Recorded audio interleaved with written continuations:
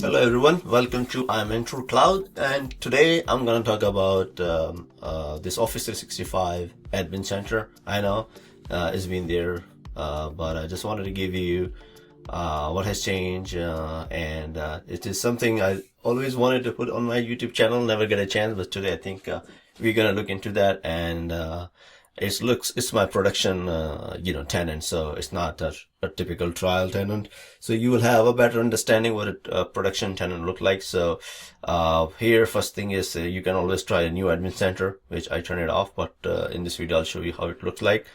And then we'll go back to the old interface, which is an API. Basically, you click on and off, and it gives you different interface based off that this API. So if you look at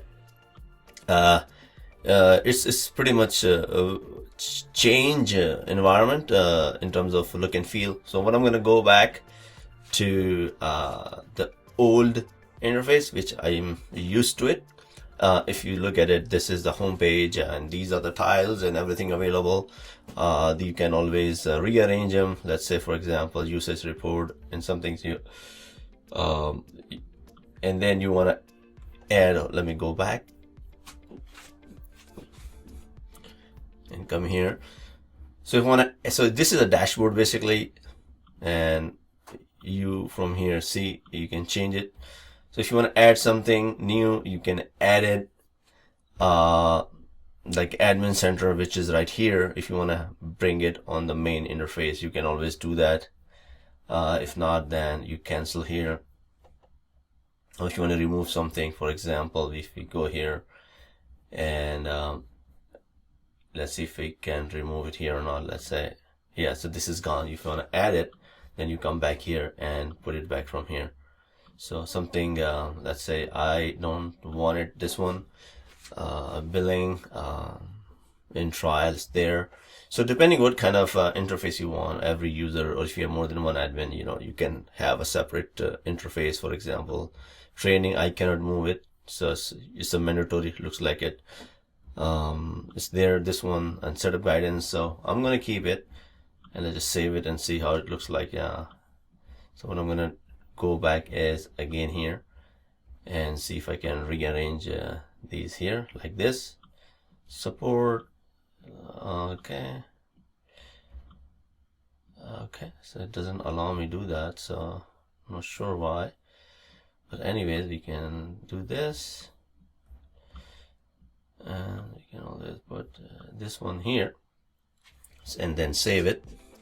So now it looks like this. Now get into the details. Okay, I can go here to the active users, or I can click this thing here, and then it will give me the list of all the user in my tenant, active user, contact, guest user I have since my production environment, deleted users, and then groups. Basically, you can create your groups here. I have so many groups in my tenant. Then you have shared mailboxes, for example. So I have not created any shared mailbox, but if I want, for example, I can always create a shared mailbox, and the beauty is that you don't have to have a license.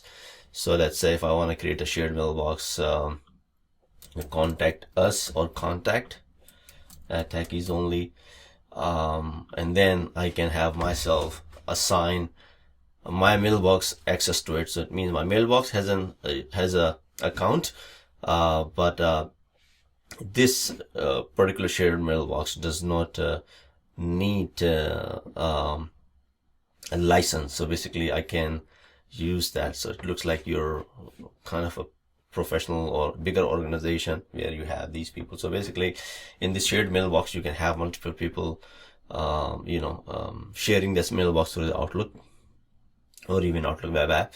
So this name is not available contact. So basically we can try sales, for example. Let's see that, or we can put it support, better support. Let's see, it should be available. So if somebody sends an email to support, it will be delivered to this mailbox, and you can go and add. So here, let's say if I want, I can add myself here, for example, add non-add. So then there you go. So what we did just in few minutes, created this shared account and shared mailbox, and I added it, and send item if you want. These are the details. I want to skip it and keep it for a new video, a different video. So that's and there are like office group also, which we are not talking here, and it's a whole different area where you can create office groups, or usually they are created by Microsoft Team and Yammer and all that stuff. So now look into the resources. So room and equipment mailboxes. Basically, if you have a printer, for example, meeting rooms and all that, you can create those resource mailbox. So basically, if you want to reserve a meeting room, and then particularly that meeting room's free busy availability then can be updated on the calendar. So basically you have a company, and then you have let's say on one floor 2 rooms, and then you have an office in Chicago. You want to be in Chicago next week, and then there's a room available, you want to book it.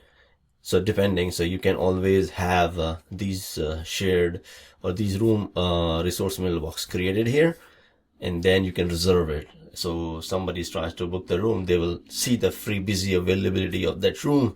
Basically it's a calendaring option. So that thing is doable from here. Same thing applies to the equipment. For example, if you have a company car, or something, any of the resources used by the company, and you can always put that, hey, I'm using this car from 2 to 4 p.m. for some delivery or something like that. So room and equipments are there. And these are the sites basically. These are SharePoint site. You can call it your intranet sites. So you can have your all these intranet site where people can go and document sharing and all that. So that's what it is. And the next thing come here is the billing.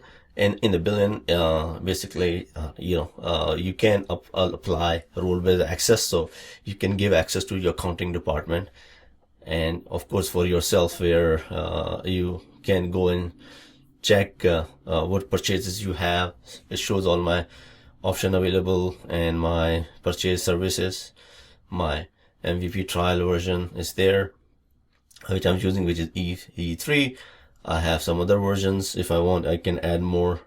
And here, cancel subscription, or if I have any trial version, it will show me to extend the subscription. So next, it shows me how many accounts do I have activated.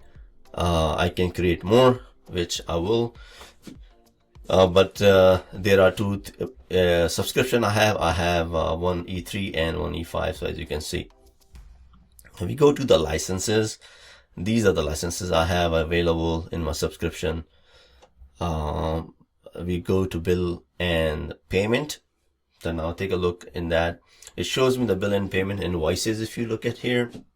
So it's very good for your accounting and billing department. So for me, it doesn't show because I do have a trial version available. And then there are billing profiles.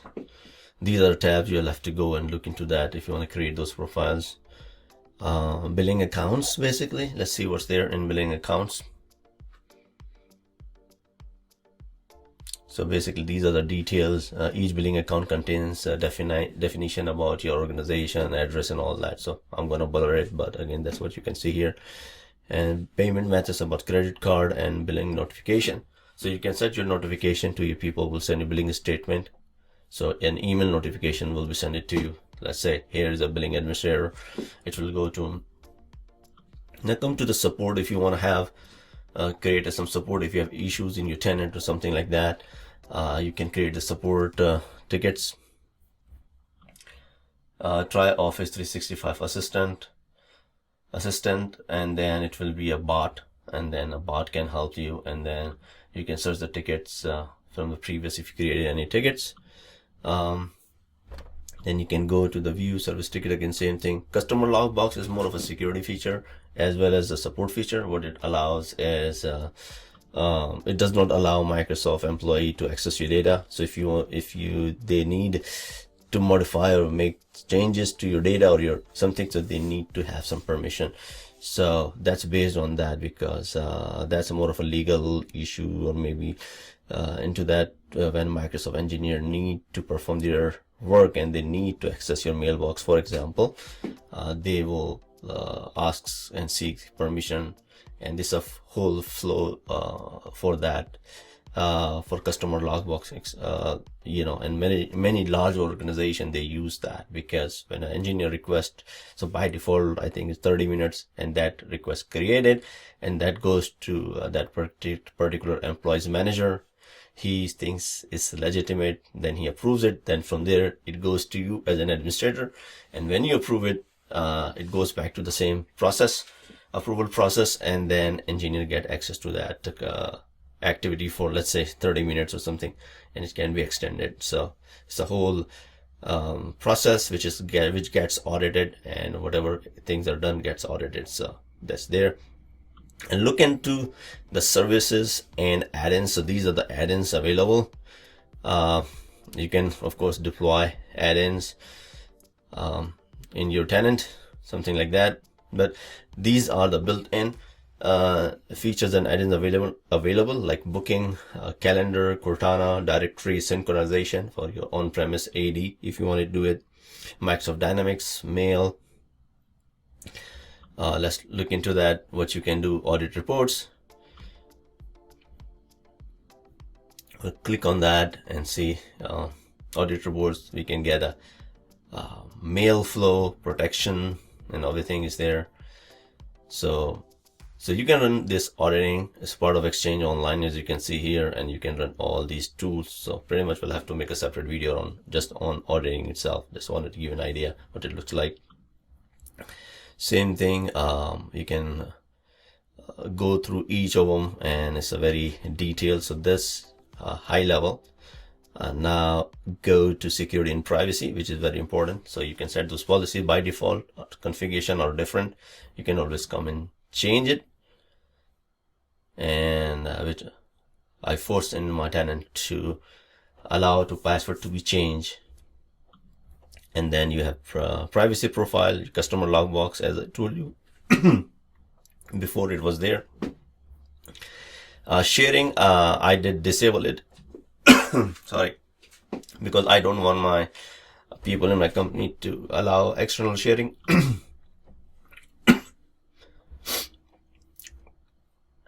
Now, privileged access, if you want it, require approval for privileged tasks. So if in my tenant I'm managing it, as you can see, global admin, but if you have other teams, and if they need to do some privileged task, then it will require an approval. So that's disabled, but again, you can try and test it. And if you want to have people to reset on their password, it will take you to Azure Active Directory, and we'll have to follow the process for this.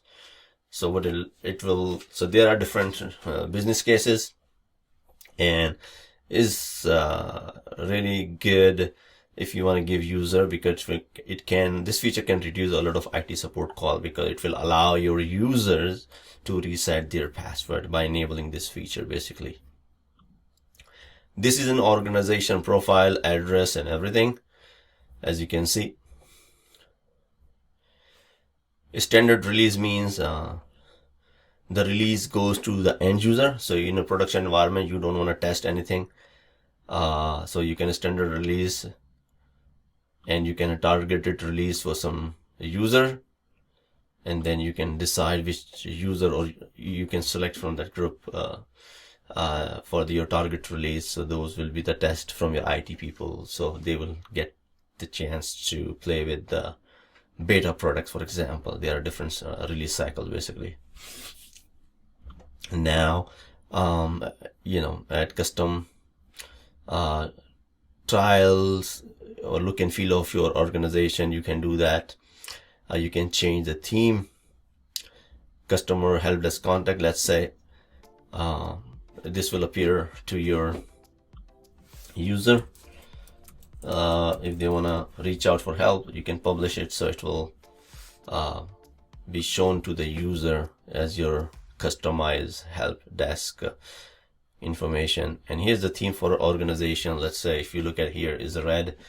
You can choose an image, upload an image. You can make a clickable logo. So for here, and this allow user to not to override. So if you have a company policy, you can enable this, and this will allow user not to override. But here's this turn off. So let's say if I change it to black, if you can see on my screen, it's changing from black to white to blue to whichever color. So if I want to use it, see, so this is being changed. I'll keep it like this, and if I save it, so now going forward, we will see it's all purplish. Partner relationship. If you have a partner who's managing your tenant, you can add him here, or if you're a partner, you can set up this thing for your customer. Product and licensing, again, these are all active. Different subscription I have, assign licenses and all that stuff. Domains, it tells you how many domains I have here, but you can always add more domains if you wish to. It's very common, many organizations use multiple domains. Data migration are part of different migration, so you can migrate data. You can upload a PST file basically, and let's take a look.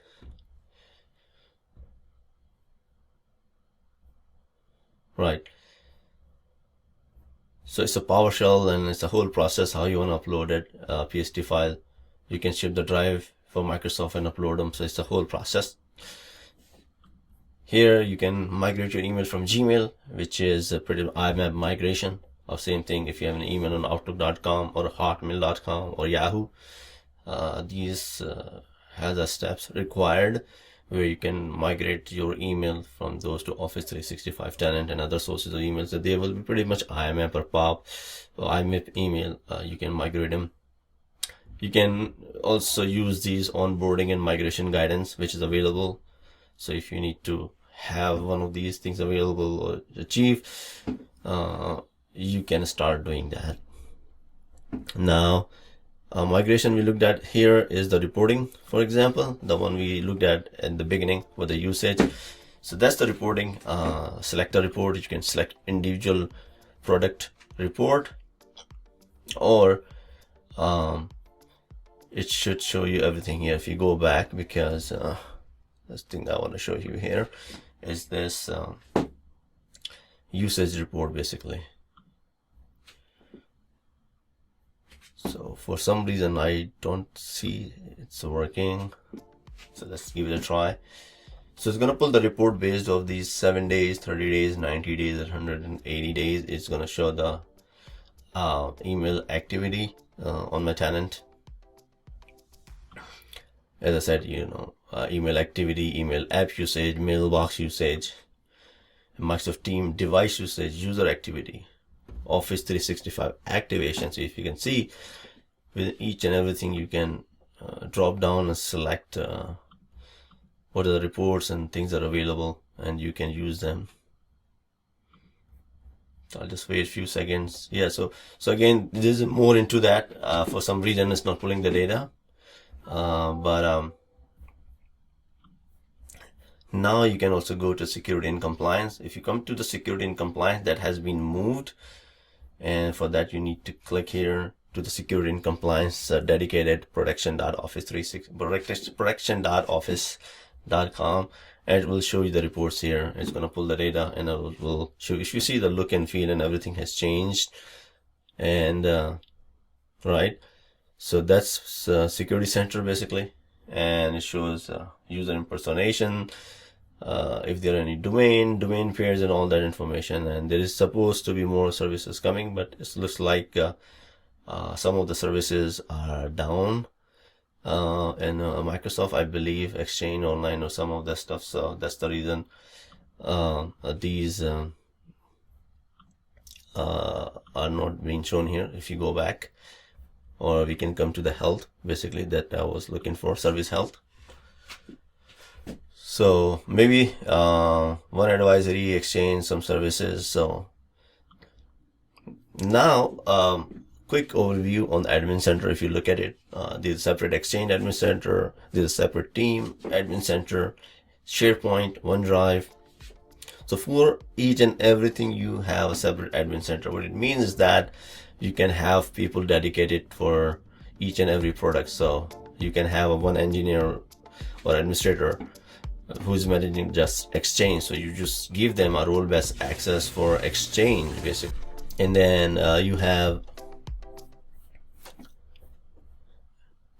have team SharePoint. So each and every one of them, you can give access to them based on their access. As we go back, so if you come here and see, this is Exchange Admin Center. This is going to be for Microsoft Team.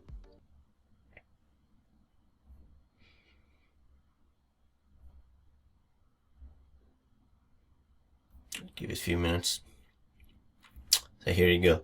As you can see, it's spinning up the dashboard for Microsoft Teams.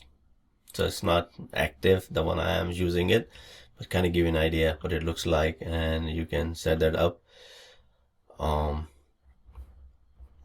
And also, as I said before, you can assign different permissions to the people based on their roles. And then you can have an administrator for each and every services. So that being said, I just wanted to cover like Office 365 Admin Center. I hope it was helpful, and if you have any question, do let me know in the comments and suggestion, and I'll be putting more videos about different services within the Office 365, as I said. And here is the new look and feel, as you can see here. So you will have to, get used to it. There are like, if I go to the roles, basically, here are different roles you can assign to the people, because our back model admin roles give user permission to view data. So you want to have somebody, the billing admin. So that role can be assigned to someone if you come here and give that. So that user will only be able to see that. So I'll put more videos around that, so kind of give you a better understanding how these things work. So if you like it, do let me know, and thank you, and stay tuned for more videos. Bye.